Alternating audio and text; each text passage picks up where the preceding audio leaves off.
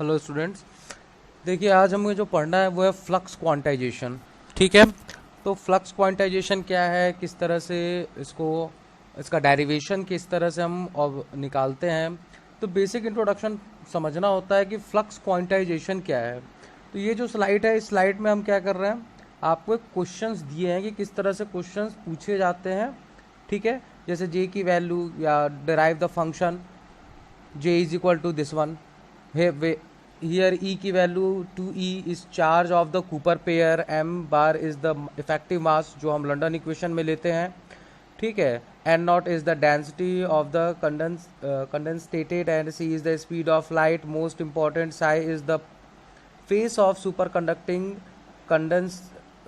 Condensate and A is the vector potential. ठीक है, इसी तरह से हम बेस्ड ऑन मेसिनर इफेक्ट करके एक क्वेश्चन को डिराइव करते हैं। GL expression basically GL expression है।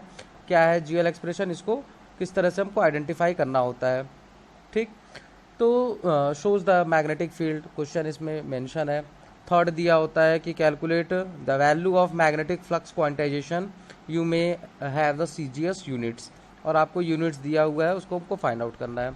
तो सबसे पहले हमको समझना होगा व्हाट इज मैग्नेटिक फील्ड। तो जब भी मैग्नेटिक फील्ड की बात करेंगे, in a magnetic field is generated by passing current I through a coil of length L and the number of turns N. Here the magnetic field strength is given by H की जो value हो जाएगी, क्योंकि number of turns है, length है, current है, तो ये हो जाएगा H is equal to N I upon L. इसी तरह मैग्नेटिक फ्लक्स डेंसिटी की बात करेंगे तो बी इज इक्वल टू हो जाएगा mu H. Relativity magnetic permeability की बात करेंगे तो mu R is equal to mu upon mu naught हो जाएगा।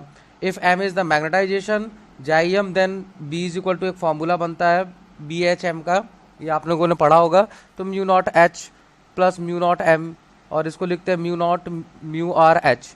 मैग्नेटिक सस्केपेबिलिटी की बात करेंगे तो chi M is equal to mu R minus one. तो ये हमारा एक बेसिक कॉन्सेप्ट है मैग्नेटिक फील्ड को लेकर के। तो देखिए मैग्नेटिक फील्ड क्या है, जहाँ पे मैग्नेट होगी मैग्नेटिक फील्ड प्रोड्यूस करता है। जैसे हमारा अर्थ है, अर्थ एक स्फेयर बॉडी है, तो अर्थ के पास भी अपना एक मैग्नेटिक फील्ड है ना। तो अर्थ का मैग्नेटिक फील्ड है, वही मैग्नेटिक फील्ड हमें प्रोटेक्ट करता है कॉस्मिक रेज से। आप लोगों ने इस चीज़ को पढ़ा होगा। किस तरह की फील्ड होती है इसके बारे में अगर हम पढ़ेंगे तो हम लोगों ने ये जो फील्ड है ये कहाँ देखी है, मैसिनर इफेक्ट में। तो मैसिनर इफेक्ट में जो पहले जो आपका फिगर है उसको देखिए कि मैग्नेटिक फील्ड्स लाइन है वो एकदम स्ट्रेट आ रही है। Clear, because a sphere above critical temperature. तो यहाँ पे साफ दिया हुआ है कि जब कोई स्फीयर है अबव द क्रिटिकल टेम्परेचर है।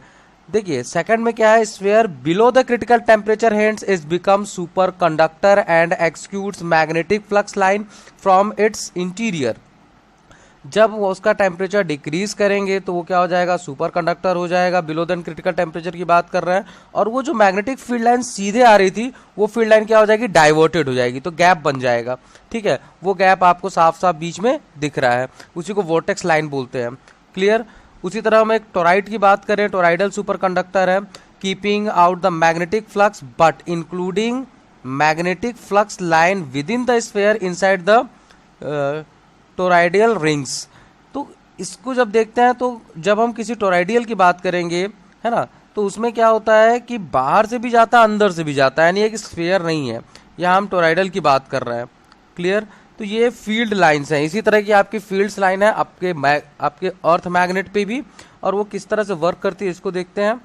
तो यहाँ पे आपको दिया गया है कि स्फीयर, उसी का एक स्मॉल पार्ट की बात कर रहे हैं। तो आप देख रहे हो फील्ड लाइन है, तो जे की वैल्यू क्या हो गई, 0, लेकिन मैग्नेट कितना है, एच सी अपॉन 2e।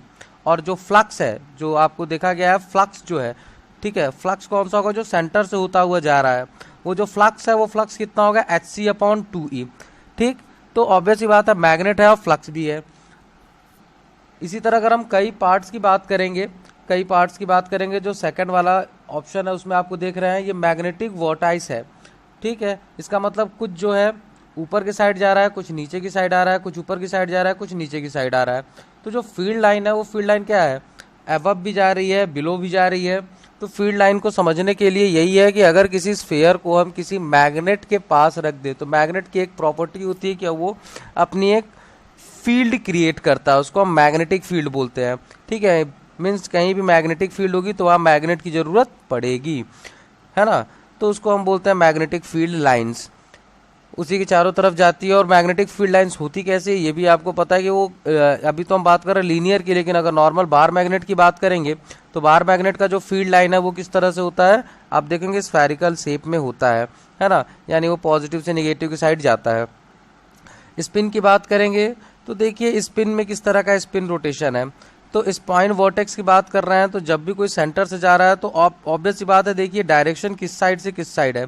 तो यहाँ पे स्पिन की बात कर रहे हैं तो ये क्या है, डायरेक्शन आपका क्लॉकवाइज ना होकर के एंटी क्लॉकवाइज है, ठीक है। और ये सेंटर पे है प्लाई फ्लोराइड, ठीक। और एस की जो वैल्यू हो रही है वो स्पिन जो है वो 1/2 की बात कर रहे हैं, यानी हाफ स्पिन की बात कर रहे हैं। हाफ स्पिन में ऑब्वियस सी बात है कि आपका जो सेंटर है वो ओवरलैप्ड है। जब हम इसको वाइफरग्रेट करके देखते हैं तो वाइफरग्रेशन में ऑब्वियस सी बात है कि अगर एक फील्ड लाइन ऊपर की तरफ जाएगी तो दूसरी फील्ड लाइन नीचे की तरफ आएगी, है ना। तो यानी एक आउटवर्ड डायरेक्शन में है, एक इनवर्ड डायरेक्शन में है। तो दो तरह की फील्ड लाइन आपको मिलती है, एक आउटवर्ड में मिलती है और एक इनवर्ड में मिलती है। किसी भी मैग्नेट की बात करेंगे तो देखिए जब कोई आउटवर्ड जा रहा है तो एंटी क्लॉकवाइज और इनवर्ड आ रहा है तो क्लॉकवाइज डायरेक्शन है। डायरेक्शन आपको साफ दिखा हुआ है, डायरेक्शन आप देखिए, अगर वो आउटवर्ड है तो आपका जो डायरेक्शन है, वो जो स्पिन है वो क्या हो रहा है, एंटी क्लॉकवाइज। और जब वो इनवर्ड है तो स्पिन कैसा हो रहा है, क्लॉकवाइज। तो इसीलिए स्पिन जो लिया जाता है वो लिया जाता है प्लस हाफ और माइनस हाफ, यानी क्लॉकवाइज और एंटी क्लॉकवाइज, ठीक है।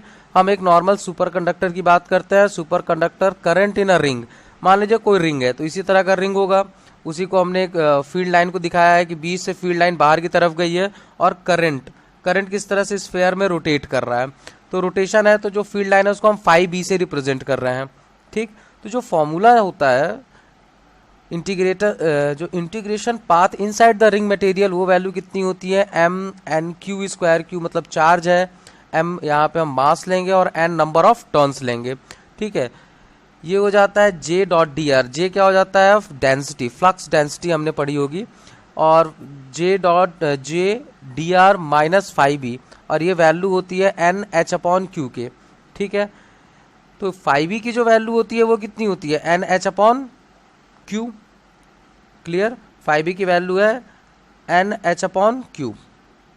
The magnetic flux through this ring, अब अगर हम यहाँ पे इस वैल्यू को सब्स्टिट्यूट करते हैं, the magnetic flux through this ring is quantized, हम क्या बोलेंगे कि इस कंडीशन में जो मैग्नेटिक फ्लक्स है इस रिंग में वो क्या है, क्वांटाइज्ड है। Q turns out to have value of 2e in the experiment, so one flux quantum is H/2e की जो वैल्यू है वो वहाँ पे मेंशन है, ठीक। इसी का हम क्या करते हैं, ग्राफ प्लॉट करते हैं सुपर कंडक्टर का। Super conductor ring which has in the air, sorry which hang in the air, ये क्या है, एयर में इसको हमने हैंग कर दिया है। तो मैग्नेटिक फील्ड लाइन आपकी निकल रही है। अब मैग्नेटिक फील्ड लाइन यानी फाई और एच के बीच का जो रिलेशन है, इसको जब देखेंगे तो जब हम एक ग्राफ प्लॉट करते हैं फाई और एच के बीच के रिलेशन में, तो आप ये देख रहे हैं कि फील्ड लाइन का ये जो लाइन आपको शो की गई है, ये लाइन क्या है, एकदम कांस्टेंट टाइप की आपको लाइंस मिलती जाती है, ठीक है। तो इसमें सीधा सीधा है कि जो आपको वैल्यू मिलेगी वो लीनियरली इंक्रीज हो रही है। जैसे फाई की वैल्यू है 0 तो कितना होगा, 1.0 तो कितना होगा, 2.0 होगा तो कितना होगा, यानी फील्ड लाइंस बढ़ती जाएगी तो ये भी वैल्यू आपकी क्या हो रही है, बढ़ेगी, लेकिन ये कांस्टेंट टर्म्स में बढ़ेगी, बहुत ज़्यादा इंक्रीमेंट और डिक्रीमेंट नहीं होगा, यानी ग्रेजुअली का कॉन्सेप्ट है, ग्रेजुअली ही वो इंक्रीज और डिक्रीज होगा, ठीक है।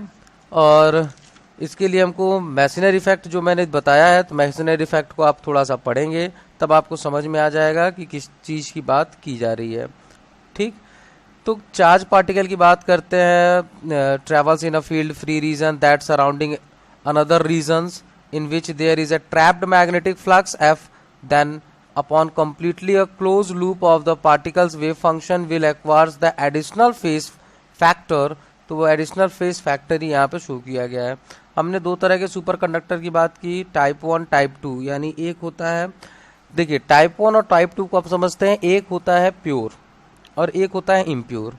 देखिए प्योर का मतलब अगर प्योर मटेरियल है तो वो हो जाएगा टाइप 1 सुपर कंडक्टर, ठीक है। और जब हम मिक्सिंग करते हैं दो मटेरियल की, टाइप 2 सुपर कंडक्टर। इसमें हम देखते हैं मैग्नेटिक फील्ड को, यानी मिक्सिंग कंडीशन में देख रहे हैं और नॉन मिक्सिंग कंडीशन में देख रहे हैं। तो नॉन मिक्सिंग कंडीशन में देखेंगे तो टाइप 1 सुपर कंडक्टर में फ्लक्स को देखिए सीधे सीधे निकल रही हैं, है ना, यानी उसमें कोई भी डाइवर्शंस नहीं है। लेकिन जब हम टाइप 2 की बात करेंगे तो इसमें क्या होता है, केवल एक क्रिटिकल टेम्परेचर होता है आपका और एक HC की वैल्यू आती है। लेकिन इसमें क्या होता है, HC1 और HC2 दोनों की वैल्यू आ रही है, तो इन दोनों पॉइंट्स को ये याद रखिएगा, HC1 और HC2। तो यहाँ पे जो फॉर्मूला बसता है, below the critical line above the critical line, ठीक है। तो जो T की वैल्यू है वो किस पे डिपेंड करता है, तो T is less than critical temperature है किसमें, टाइप 2 सुपर कंडक्टर में। तो आपको जो बीच में जो गैप मिल रहा है वही मिक्सिंग पॉइंट है। ये हमारा फ्लक्स क्वांटाइजेशन। तो देखिए हम अर्थ मैग्नेटिक फील्ड की बात कर रहे थे, 500 mc1, so in 1 centimetre square of B earth, यानी बी क्या, magnetic field earth are 2 millions phi naught. तो यहाँ पे फाई की जो वैल्यू निकालते हैं वो किससे निकालते हैं, phi is equal to B dot d A, ठीक है। तो B dot d A integration करेंगे तो जो वैल्यू आएगी वो क्या हो जाता है, एन फाई नॉट। और फाई नॉट की जो वैल्यू होती है वो होती है h/2e, और ये अप्रॉक्स या डिफरेंस इसका निकालते हैं 2 × 10⁻15 वोल्ट, ठीक है। तो जब आप कैलकुलेट करेंगे तो जो आपको कैलकुलेशन मिलता है, तो जो total field area phi is integral multiple of phi naught, ये हमेशा याद रखिएगा। जब टोटल फ्लक्स की बात करेंगे तो जो फील्ड एरिया है फाई का, जब हम इंटीग्रल, जो हमको पता है कि इंटीग्रेशन हम क्या करते हैं, ओवरऑल एरिया को फाइंड आउट करने के लिए करते हैं। तो first appearance of H in our descriptions quantum phenomenon, और यही आपका फ्लोराइड है, ठीक है। यह जो हमने पढ़ा है कि हमको क्वांटाइज्ड पढ़ना है, यानी किस तरह से क्वांटाइज्ड होगा। तो ये एक नॉर्मल स्फीयर है, इसका कैलकुलेशन दिया गया है क्या। तो माइक्रोस्कोपिक क्वांटम इफेक्ट की बात करेंगे तो super conductor is described bye a single microscopic quantum wave function.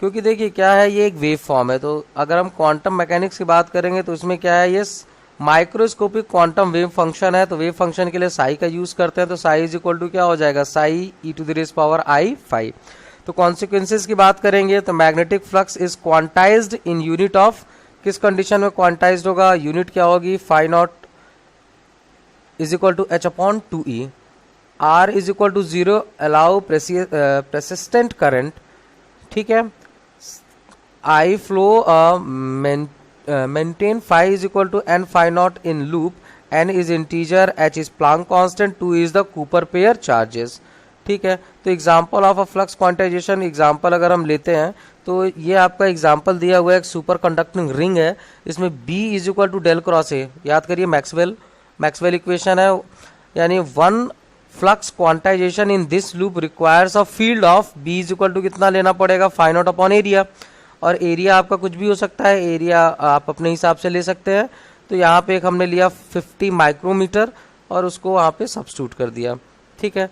तो flux quantization in a super conducting ring, इसको समझेंगे। देखिए अभी एक बेसिक इंट्रोडक्शन है, इंट्रोडक्शन को आप समझ लीजिए कि energy density of large number of phonons, I की जो वैल्यू होती है उसको किस तरह से फाइंड आउट करेंगे, वन, तो आई इज इक्वल टू क्या होता है, 1/4 इन ब्रैकेट ER², ठीक है।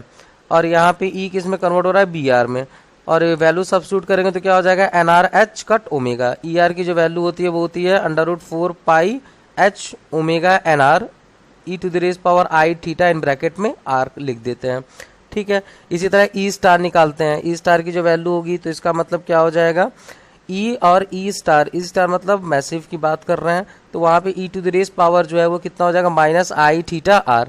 Late phi r be the super state wave function, particle density कितनी हो रही है, n is equal to sin⁻⁶ तो आपने निकाला होगा sin⁻⁶ इसकी वैल्यू होती है 1, ठीक है। तो n0 is equal to constant, तो साई की जो वैल्यू हो जाएगी √e⁻⁰r, साई* की जो वैल्यू हो जाएगी वो हो जाएगी √n e⁻⁻⁰r, क्लियर।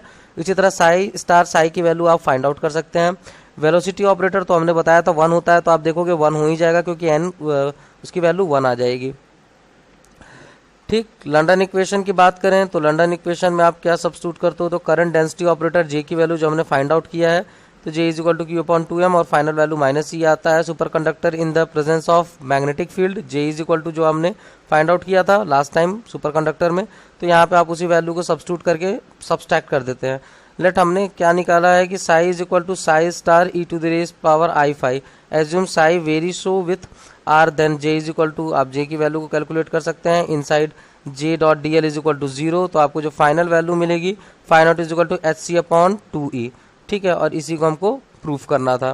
तो आप देख सकते हो बी के यहाँ पे अंदर में क्या है, फ्लक्स डेंसिटी है और ये करंट है, तो क्यू की वैल्यू -2e और एम स्टार की वैल्यू 2m आ रहा है। तो इस तरह से हम क्या करते हैं, इसको आइडेंटिफाई करते हैं। ठीक है, तो कुछ प्रॉब्लम्स होगी तो आप मुझसे पूछ लीजिएगा। ये स्लाइड है, इसको आराम से पढ़िए। जो नहीं समझ में आ रहा है थोड़ा सा मैसिनरी इफेक्ट भी देखिए कि किस तरह से मैसिनरी इफेक्ट है। वहाँ पे टेम्परेचर का ही रोल है। हम क्या करते हैं, जब टेम्परेचर डिक्रीज करेंगे तो वो सुपर कंडक्टर बनता है। ठीक है, और वो टेम्परेचर होता है आपका क्रिटिकल टेम्परेचर। Thank you.